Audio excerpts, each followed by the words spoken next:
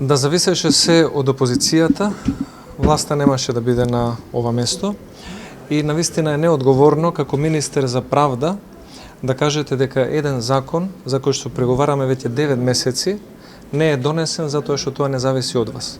Одговорноста во секоја држава ја носи власта, а одговорноста за неуспешното менаџирање на процесот на договарање на закон за обвинителство го носи министерката Десковска.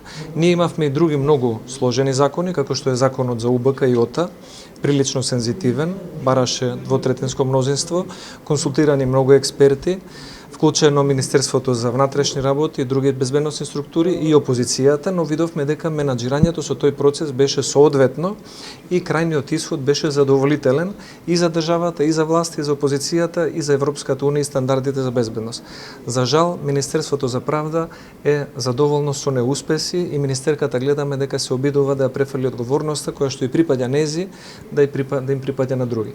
Доколку јас би бил министер за правда, на незино место, после 9 месеци неуспешни преговори и ред други недостатоци во Министерството за правда, не би се сметал за успешен министер.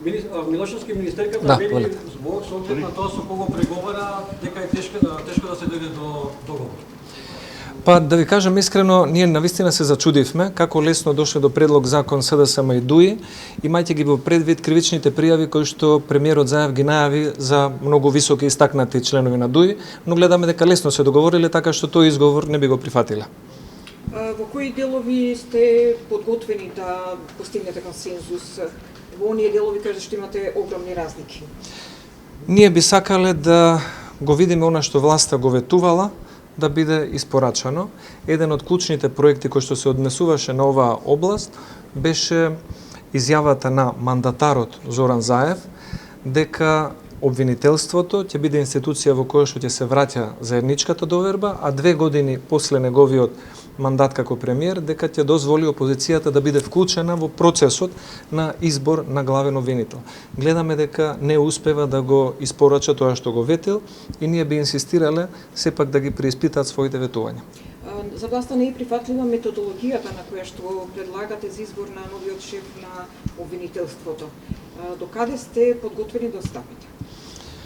До таму до каде што ќе може да се смета дека имаме суштинско вклучување на опозицијата во процесот на делегирање на човек со високи стандарди кој што ќе може да ги задоволи европските критериуми за главен обвинител. Имате ли име?